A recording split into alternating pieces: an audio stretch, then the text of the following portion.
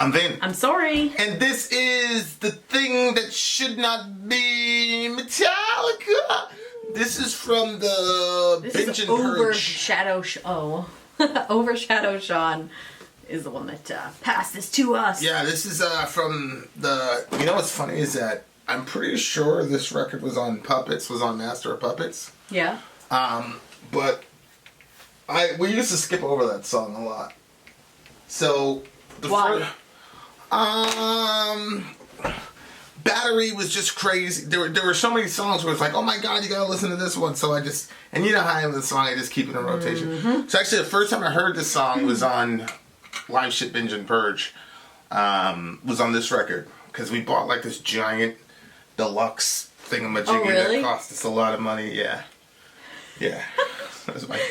I have never heard this song. It was a lot of money. It was a lot of money for us. So, not too familiar with this song in particular, but I do remember seeing something about it. And forgive me, Metallica fans, sometimes I fast forward and we get to Master of Puppets and Battery. What do you want me to do? Okay, for timely topical political commentary, you can hit us up at Middle America with Vin and Sori, one of the most amazing political talk shows on the planet, where you will get to meet a rising star, Mr. D.L. Beluga. If you want your it has definitely enhanced the show. You should check it out. If you want your song reviewed, dear listener, like Overshadow Sean, all you have to do, $125 at the gate, gets you straight to the head of the line. If you do that 3 times, then you go back down and you're able to be at the $75 rate into perpetuity. Mm-hmm. There's also the $1 Patreon option. You go on, you sign up for $1, and then you get picked up with an alliance, and then that helps decide what songs we do as well. Having said that, let's go.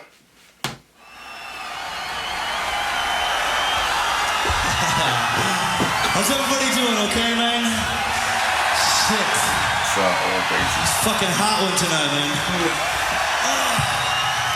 I'm liking this though, man. I'm fucking happy as hell. This is great shit.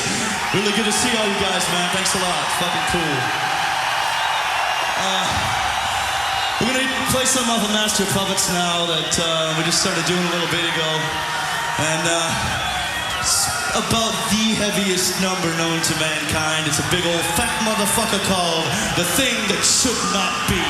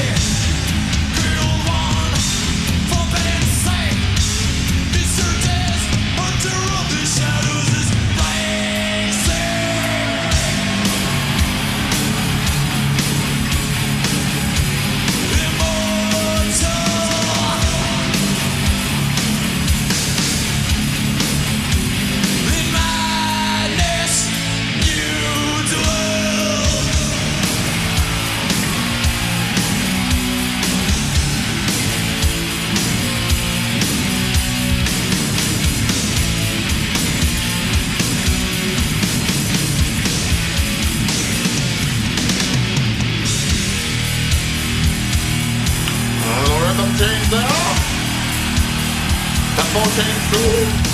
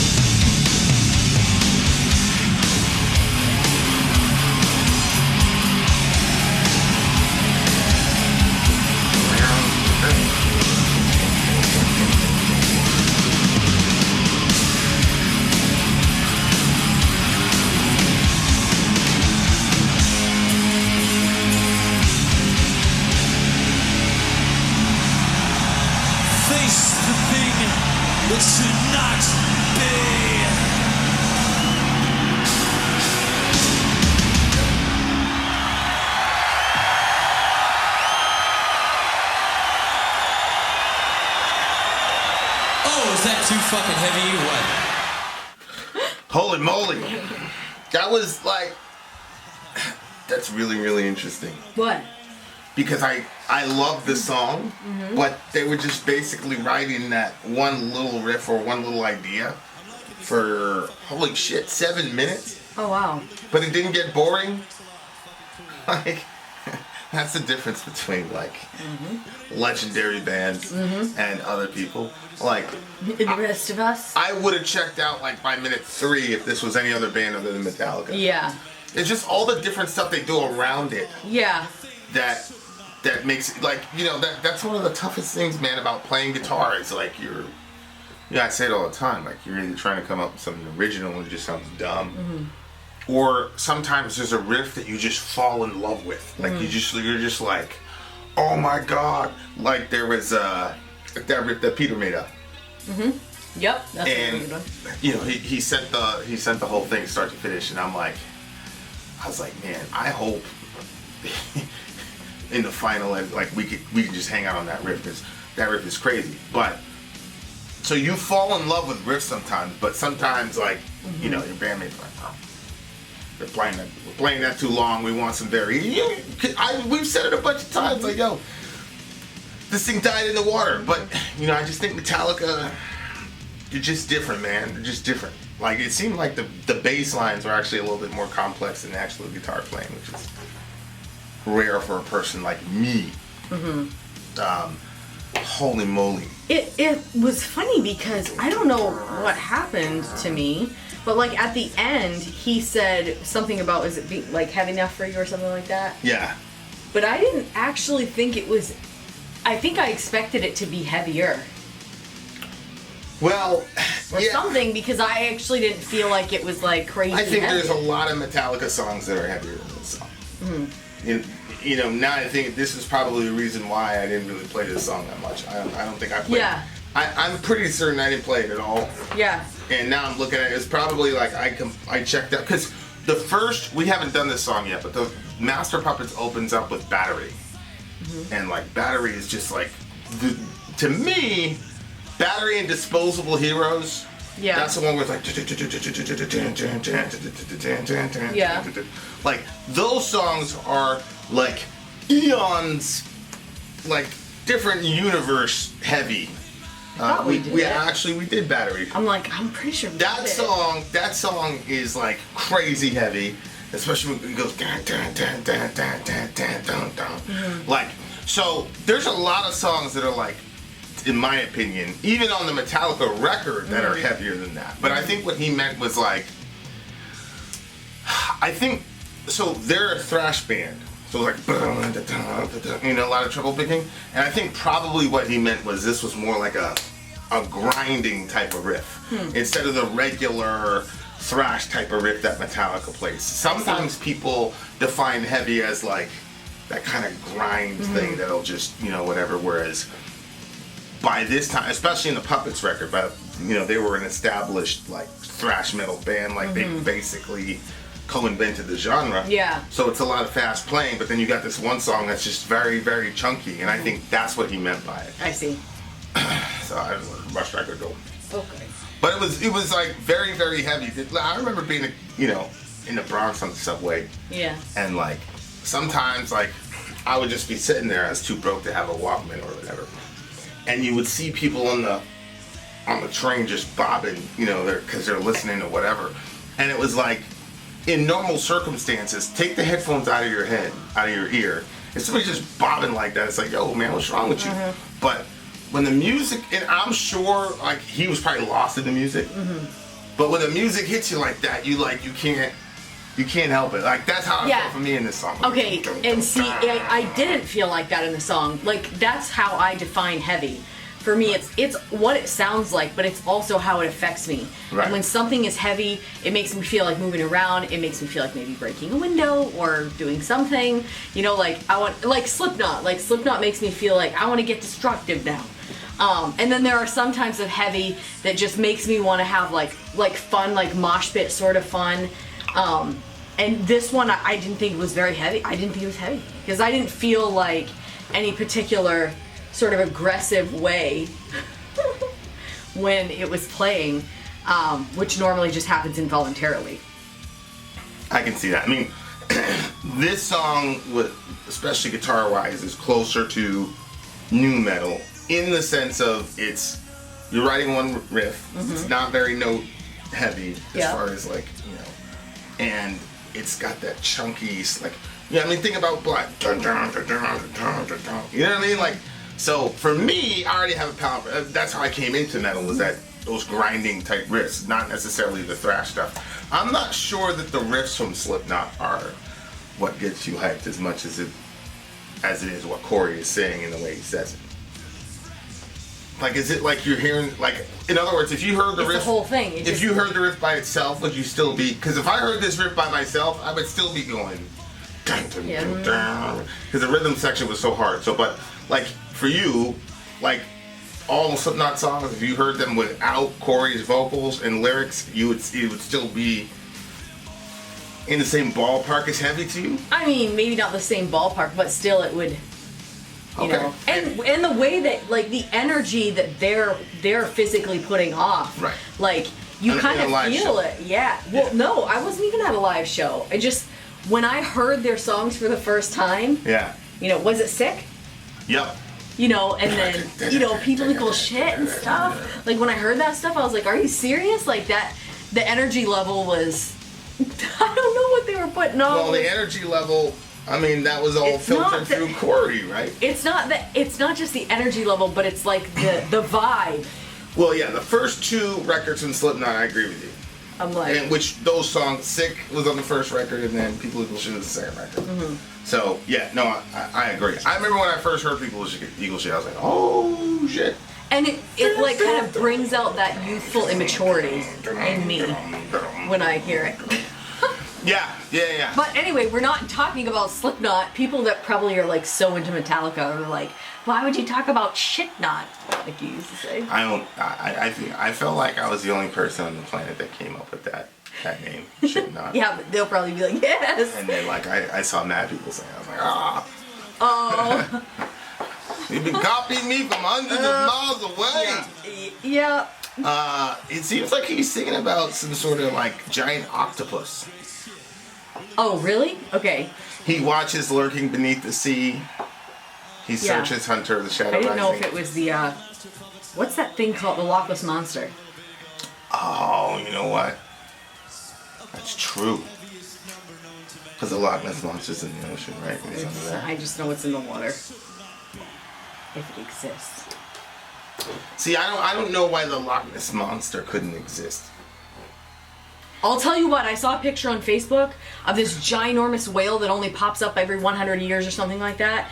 And like there was an aerial view of it, their boat, and this giant whale, and it was honest to goodness so scary to me. I'm like, the kids were like, that's so cool. And I'm like, literally that to me was terrifying. Something that big in the water. I'm getting older, I think. I remember when you were watching, like, we were watching Deep Deep Ocean. Yeah. And just all the crazy stuff that's down there. It's mind-boggling.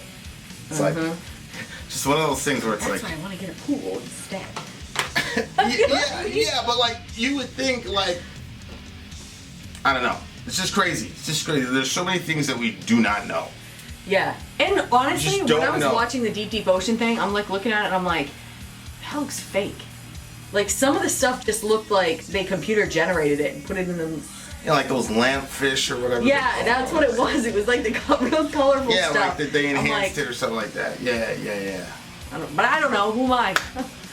Okay, so yeah, let's say it's a Loch Ness. Maybe there's a cult connected to the Loch Ness Monster because he said cult. Why did you say octopus? Was there something that said multiple? Well, when I hear about like something underground, undersea, lurking, things like that, like timeless, his sleep has been upset. That means like they live underwater. You know what I'm saying? Yeah. Like, it seemed like that there was like a group of people, like their children or something like that watched. Well, the first verse said something like, "Hybrid children watch the sea, pray for Father Rome." Yeah. So yeah. Somehow it just made it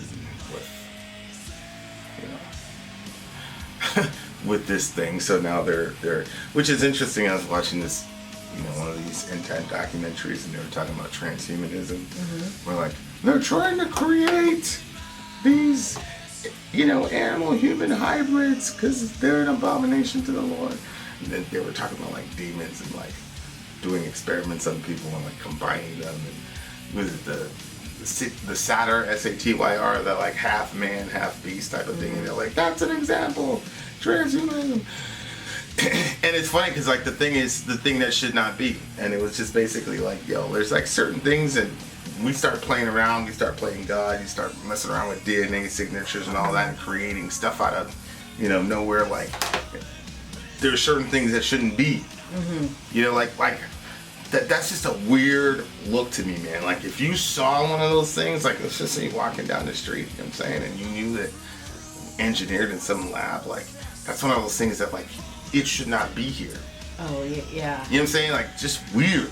Well, yeah. When I think of engineered in some lab, it is kind of creepy because to me it's like, okay, so where is the soul at? Like, you know when you like meet somebody and you're like, there's something wrong with that person. Like, there's literally something that should be there that's not really there.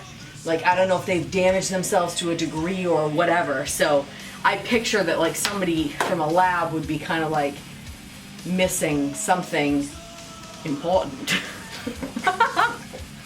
You know what I mean? Yeah.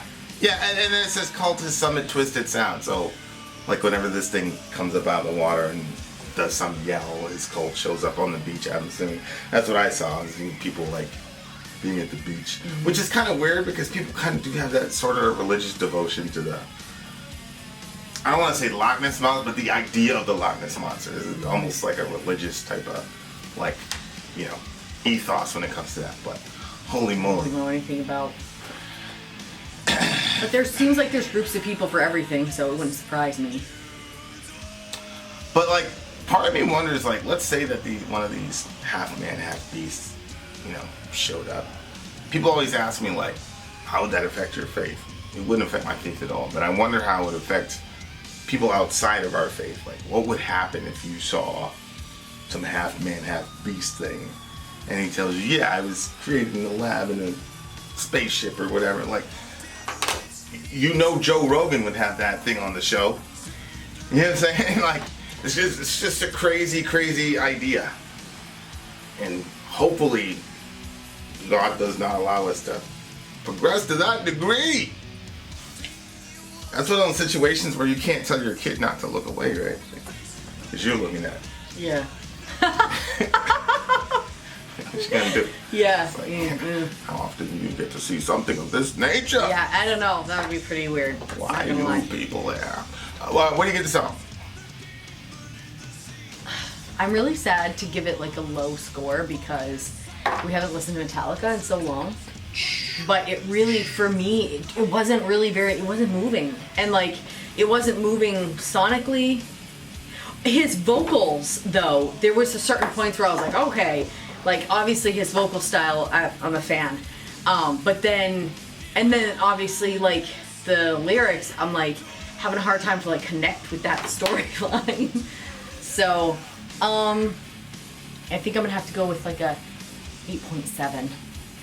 Yeah, I mean, I see where you're coming from. When I compare it to the other songs, especially now that I've listened to the whole thing from start to finish, when I compare it to the other song off the Puppets record, if I go Battery and, you know, Disposable Heroes, obviously Master of Puppets. Like, I don't know, I feel like, let me see the track list here. Damage Incorporated, Leper Messiah. I mean, all of these songs were kind of thrashier or whatever. This song kind of like sticks out. Mm-hmm. And the other thing too was like, the theme of the record is that, like, some puppet string is being pulled and being controlled. Yeah. I definitely see that with Disposable Heroes. Obviously, Master of Puppets, Sanitarium, same thing. Yeah, but maybe this is Leper like, Messiah, same thing. Even in the outskirts of things, there's still like, let's say it's about the Loch Ness Monster. Like, even in that, they're being summoned to the side of the beach to summon, you know what I mean? Like, true. So whether the religions are big or small or whatever, there's groups of people everywhere that are collecting together to be controlled by some outside or other thing. I could go. Well, having said that, I'm going to give it extra point then. 9.2 for me. Definitely see where you're coming from. But up to an 8.9 because of my own assessment. The other thing too is like, guitarists will know what this means. There's some songs that just feel very good to play. Yeah. Just I bet. Yeah. Very, very satisfying. You know, like how people have like the soap cutting videos and like, oh, that's like a good progression or a good chord progression feels like that for it. And you're saying this is like that? This is one of those songs where like it would have been extremely satisfying to play it. Mm-hmm. So there you are. Overshadow, message me because I want to know what it is that you love about this song. Like, whoa. Because it's grimy, it's heavy. Yeah, but I want to know from him like what it was that he was like, okay, this is a must listen. So anyway, there you have it. There you are. Vin out. Sori out. Gone.